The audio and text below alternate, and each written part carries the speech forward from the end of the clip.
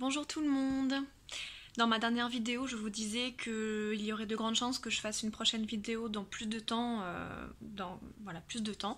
Et il se trouve que j'ai à nouveau pas mal de choses à raconter et en fait j'ai l'impression que le fait d'être mamange, ça amène des tas de choses et qu'en fait on a tout le temps des choses à dire et il y a tellement de choses à prendre en compte et d'éléments. Il y a toujours des trucs à dire en fait, même rien que sur l'évolution du deuil périnatal, etc. Donc là je voulais faire une vidéo donc déjà sur un petit peu les dernières choses qui me sont arrivées, mais également vous expliquer un petit peu en quoi ma grossesse était si merveilleuse et pourquoi tout était si parfait et pourquoi l'attente de cet enfant était particulier. Voilà. Je pense que ça fera un bel honneur à Orlan et enfin un beau souvenir, enfin comment dire, enfin vous avez compris ce que je voulais dire, un bel hommage plutôt, c'est plutôt ce terme-là, un bel hommage à Orlan. Et je me rends compte que j'ai pas vraiment parlé de ça, pourtant j'ai parlé de beaucoup de choses, mais ça je n'ai pas, ah non, j'en ai pas encore parlé, je crois pas. Donc déjà par rapport aux choses qui me sont arrivées récemment, donc je vous avais déjà parlé dans une vidéo de l'histoire avec la libellule, quand je vous parlais des choses un petit peu étranges qui se passent, que ce soit un signe de sa présence, absence, enfin c'est bizarre de dire ça, mais que ce soit un signe de son absence, que ce soit elle qui montre qu'elle est là, ou en tout cas des choses étranges qui se passent depuis qu'elle n'est depuis qu'elle n'est pas là. Donc là, il y avait l'histoire de la libellule dont je vous avais parlé. Il y a eu d'autres choses depuis, des choses dont je peux pas trop vous parler.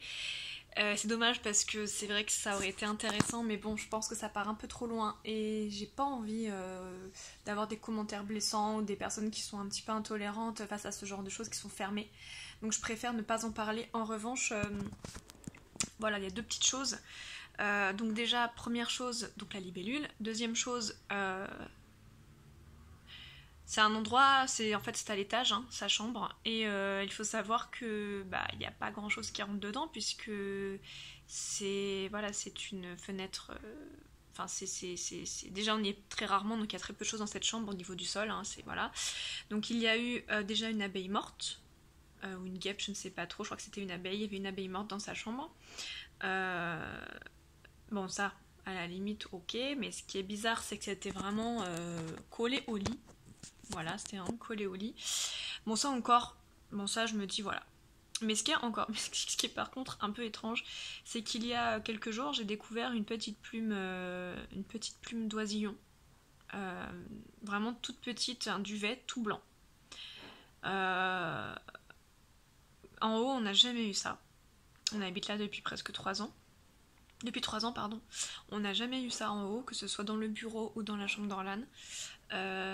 Donc voilà, donc ça plus la libellule, plus toutes les choses un petit peu étranges qui me sont arrivées depuis son décès, ça fait se poser des questions. Je dis pas forcément que c'est un signe d'elle qui fait regarde je suis là maman, c'est peut-être pas ça du tout.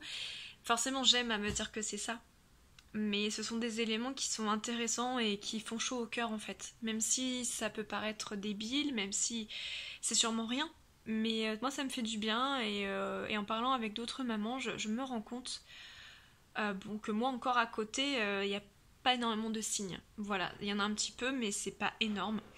Et je me rends compte qu'il y a des mamans qui ont des signes vraiment hallucinants, des trucs de fou. Alors bon, après moi c'est vrai que j'ai tendance à croire en pas mal de choses, tout en restant les pieds sur terre parce que je veux pas rentrer dans des trucs chelous, etc. Mais c'est vrai que ces 3 éléments entre la libellule qui s'était posé 3 fois sur mon bras à des endroits différents, dont sur mon tatouage où il y a la libellule. Alors que son grand-père trouvait qu'elle ressemblait à une libellule.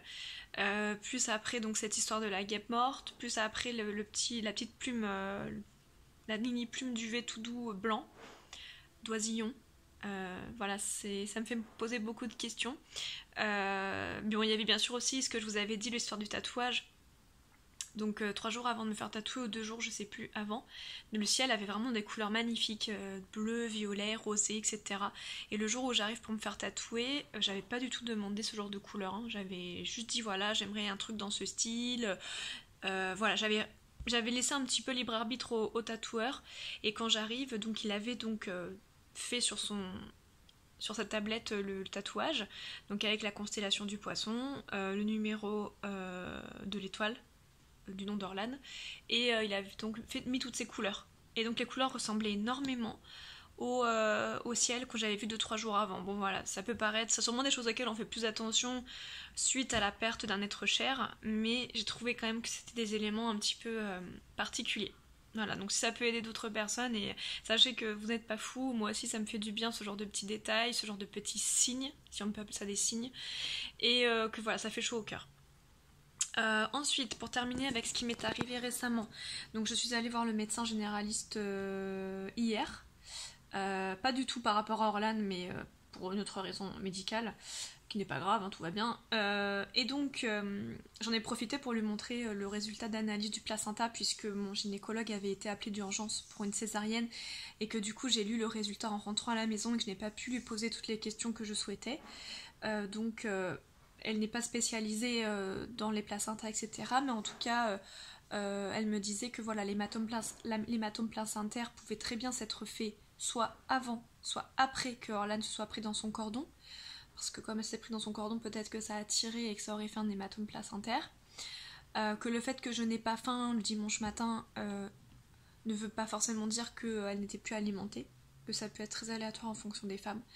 Et que par rapport au fait que j'étais à 38 semaines et demie d'aménorrhée et qu'il y avait marqué que les fibrines, les membranes en paraissaient 41 semaines, que ça peut être juste en fait indépendamment. En fait, le bébé et le placenta peuvent vieillir indépendamment l'un de l'autre, et que du coup le placenta pouvait très bien avoir 2 semaines de plus, et ça veut absolument rien dire, que c'est pas du tout gênant, que parfois si vraiment il y a une grosse différence de semaines entre les deux, entre le bébé et le placenta, là ça peut poser problème par rapport à une alimentation du bébé, mais que ce n'est pas forcément le cas. Donc voilà, donc comme je disais, c'est en fait quelque chose qu'on ne saura sûrement jamais, on ne comprendra vraiment jamais dans quelles circonstances Orlan est décédé. Mais en tout cas voilà, ça m'a un petit peu rassurée de lui poser la question et d'en savoir un petit peu plus. Donc voilà. Donc j'espère que tout ça va me sortir un petit peu de la tête et que je vais moins me prendre la tête. Voilà. Ensuite, donc par rapport à ma grossesse, etc. Donc je vous avais déjà dit que ma grossesse était vraiment un moment vraiment que j'ai énormément apprécié. Après, en fait, bon, j'ai eu quelques petits désagréments comme toutes les femmes enceintes, type fallait mettre les culottes en coton, sinon on supporte rien d'autre, type la grande fatigue. J'ai été extrêmement fatiguée les 3 premiers mois et le dernier mois. Et encore, c'était surtout les 3 premiers mois parce qu'après ça allait très bien. J'ai vraiment pas eu de problème particulier à ce niveau-là. Voilà. Ensuite, donc déjà ma grossesse, déjà le fait d'être tombée enceinte très rapidement, même pas 2 mois, ça c'était vraiment super, et toute la joie que ça m'a apporté. Donc déjà j'étais très heureuse de me dire que j'allais essayer de faire un enfant, et le jour où je suis tombée enceinte, où j'ai su que j'étais tombée enceinte, ça a été vraiment une pluie de joie et de bonheur, et c'était génial, voilà. Et surtout, voilà, moi j'ai pas connu les nausées, j'avais des fois des petites remontées, je sentais que c'était pas génial, mais moi j'ai pas connu les nausées, j'ai pas connu. Je me suis pas fait arrêter, voilà, je veux dire, moi je pourrais pu travailler, je pense, jusqu'à la fin, ça m'aurait pas dérangé du tout. Faut savoir qu'Orlan était quand même assez haute, dû au fibrome que j'avais, et qu'elle est redescendue vers la fin du 8e mois. Et du coup, le fibrome est remonté et elle était en bas, donc en fait c'est parfait, elle est vraiment descendue au dernier moment, donc j'ai pu travailler très tard. Et moi c'était important pour moi de conserver un rythme, déjà pour pas prendre trop de poids, parce que je mangeais quand même pas mal quand j'étais enceinte. Et puis voilà, c'était génial parce que j'étais une femme enceinte comblée, je pouvais travailler, j'adorais être... Enfin, j'aimais pas être grosse, mais j'adorais être enceinte, c'était vraiment un super de se dire voilà, on est deux, de la sentir bouger, etc. Elle me faisait jamais mal en plus. Et puis en fait partout où j'allais j'avais l'impression d'insuffler un vent de bonheur et de joie, c'était très bizarre. Même des gens que je connaissais pas me parlaient de ma fille, me parlaient de ma fille, me disaient que... Des gens que je connaissais pas qui me disaient ouais ce serait un beau bébé, ils me disaient des trucs du style... vous allez voir ça va être génial, tout ça, enfin vraiment on sentait que les gens étaient heureux alors qu'ils ne me connaissaient pas forcément, heureux de savoir que j'étais enceinte, et et m'a amené beaucoup de bonheur et de joie et était hyper souriant et était hyper positif avec moi. C'était un truc de fou, les échanges que j'avais avec les gens, c'était absolument magnifique, surtout au travail. C'était impressionnant parce que bon, dans mon travail, je rencontre beaucoup de gens et c'était vraiment, vraiment super. Pourquoi elle était tant attendue déjà? Il faut savoir que ma belle-sœur est tombée enceinte 2 mois avant moi.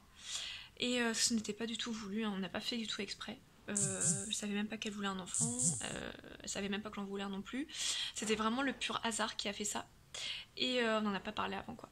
Et donc de me dire aussi que Orlan aurait un cousin de 2 mois de plus qu'elle, c'était juste génialissime. Ils auraient eu tellement peu d'écart. Enfin, c'était un truc de fou. On aurait pu les faire jouer ensemble. C'était vraiment génial de vivre ça avec ma belle-sœur en même temps, de se dire qu'on était enceinte en même temps.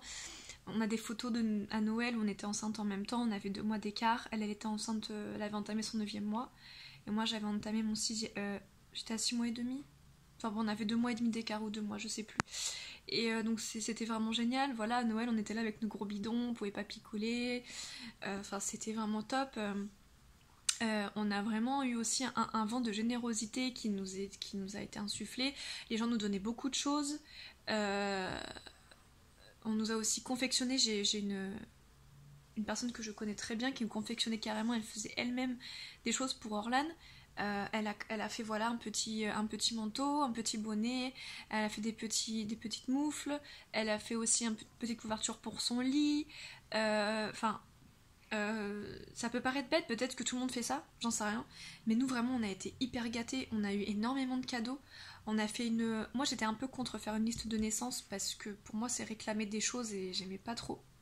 Et on m'a dit oui mais regarde Amanda, si tu fais pas de liste de naissance, en gros, tu vas avoir des doublons, tu vas avoir des choses qu'il va falloir que tu revendes et il te manquera des choses, donc c'est un petit peu dommage. J'ai dit bon bah vu comme ça, c'est vrai que c'est plus logique de faire une liste, donc je l'ai faite en me disant bon bah si personne n'achète c'est pas grave, on se débrouillera. Et en fait pas du tout quoi. Franchement dans la liste de naissance on a dû mettre peut-être 20-25 produits et genre il en restait que 3 ou 4 à la fin. Enfin j'ai halluciné de cet élan de générosité, j'avais vraiment l'impression qu'Orlan était hyper attendue. Moi-même je l'attendais, j'avais qu'une chose, j'avais qu'une envie, c'était de la rencontrer. C'était vraiment je saurais pas expliquer mais c'était vraiment une attente enfin il y avait pas que moi quoi et puis j'étais tellement bien forcément je dormais énormément, des fois j'étais fatiguée et je mangeais pas mal, pourtant j'ai pris que 13 kilos, c'était pas énorme mais voilà et ça aussi qui est bien c'est que j'ai pas pris beaucoup de kilos,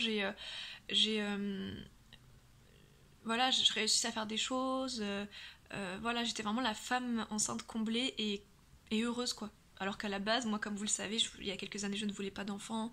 C'était pas un truc pour moi être maman, etc., etc. Et donc c'était vraiment, ouais, c'était magique quoi. C'était génial de vivre cette aventure, cette première aventure d'enfant avec mon mari. Bon, à l'époque, on n'était pas encore mariés. Quand je suis tombée enceinte, mais c'était vraiment quelque chose qu'on découvrait. Voilà, j'apprenais des nouvelles choses tous les jours sur la grossesse, sur l'accouchement. C'était aussi un apprentissage. Et puis voilà, c'était marrant de voir comment mon mari lui réagissait par rapport à mon ventre. Voilà, les petits jeux qu'il y avait quand il faisait danser son doudou sur mon ventre, qui lui parlait avec sa voix grave, voilà, c'était rigolo, c'était je sais pas, c'était vraiment incroyable quoi, c'était incroyable. Je me rappelle en particulier d'une cliente à moi qui avait eu un bébé il y a pas longtemps. Et donc on s'est revus à l'après-rendez-vous, voilà, quelques jours après la première fois où on s'est rencontrés. Et elle m'a carrément ramené son legging de grossesse et elle m'avait offert un doudou aussi, je crois. Oui, c'est ça. Et je suis restée con. On se connaissait pas, on s'était vu que 2 fois dans notre vie et vraiment c'était beau quoi. C'était lent pour un être qui n'était pas encore arrivé, mais il y avait déjà tellement d'amour autour d'elle. Il y avait déjà tellement de ouais, excusez-moi, c'est un peu compliqué là. Faut pas que je pleure, ça sert à rien de pleurer, voilà. Donc c'était vraiment trop beau en fait, c'était vraiment... Et oui, puis bon voilà, ce cousin qui est arrivé donc fin décembre, et puis de dire voilà, il est arrivé, il est là, et 2 mois et demi après, c'était à mon tour quoi. Et Et c'était génial en fait de se dire ça. Donc tout était parfait. Ça qui est rageant aussi de se dire que tout était parfait, tout était tellement... pas tellement parfait. Limite trop, des fois je me disais quand j'étais enceinte, mais c'est trop parfait tout ça, c'est pas possible. Il va y avoir une couille à un moment donné. Et je me disais ça en mode, oui, bon, bah il va y avoir une couille, il va y avoir un problème dans la chambre, ou il va y avoir, bon, peut-être un accouchement un peu compliqué, tout ça, mais je me disais, enfin, dans ma tête c'était tellement pas possible qu'il arrive ça. Après il y a eu cette espèce de peur que j'ai eu 3-4 jours avant... 3-4 jours avant ce qui s'est passé, où on est allé voir l'assistante maternelle et c'était un jour où j'étais un peu en stress, j'étais un peu flippée parce que je sentais que l'accouchement allait arriver et du coup ça me faisait peur parce que j'ai jamais accouché, je sais pas ce que c'est, donc c'est un peu flippant quand on est une femme et surtout quand on est comme moi, quand on est quelqu'un qui réfléchit beaucoup, etc. Donc voilà, on est allé voir l'assistante maternelle qui, voilà, je lui avais posé plein de questions parce que j'avais toute une liste de questions et tout ça. Et la première question que j'avais notée, c'était et s'il se passe quoi que ce soit, comment ça se passe? Voilà, c'est con, hein, mais parce que voilà, il fallait quand même savoir, et s'il se passe quoi que ce soit, comment ça se passe? Est-ce que le contrat est annulé? Comment ça se passe? Est-ce qu'on vous doit quand même des choses? Parce qu'en fait, c'était une question technique. Mais pour moi, ça n'allait pas arriver, mais pour moi, c'était une question technique. C'est un jour où j'étais particulièrement stressée, je me rappelle. Et elle m'avait dit, mais non, il faut pas penser à ça. Elle m'a dit, mais bon, si jamais ça arrive, imaginons, bon, ça se passera comme ci, comme ça, comme ci. Ok.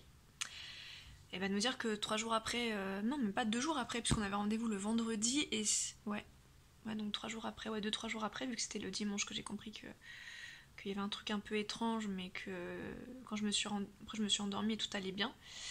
C'est le lundi qu'après tout s'est enchaîné et qu'on a découvert ce qui s'est passé. Donc voilà, c'est plein de petites choses comme ça.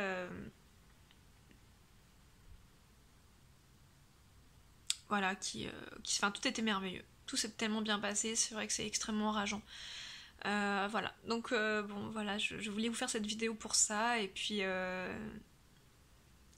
j'espère que, encore une fois, tout ce que je fais, c'est pour moi, ça me fait du bien, certes. Il y a un côté égoïste, hein, on va pas se mentir, et il faut être un petit peu égoïste dans la vie de temps en temps. Il faut penser à soi, mais il faut aussi penser aux autres, et c'est aussi pour ça que ces vidéos, c'est pas que pour moi. Sachez que quand je fais ces vidéos, je me pose toujours la question, est-ce que ça peut aider d'autres personnes? Si je sens que ça peut pas aider et que c'est juste raconter ma vie, je le fais pas. Voilà. Donc je fais vraiment ça aussi pour vous, en espérant que ça puisse vous apporter des réponses et vous conforter dans certaines choses. Voilà. Je vous fais des bisous et puis je vous dis à bientôt. Je ne sais pas quand. Et puis gardez courage et si vous avez besoin de parler, n'hésitez pas. À bientôt.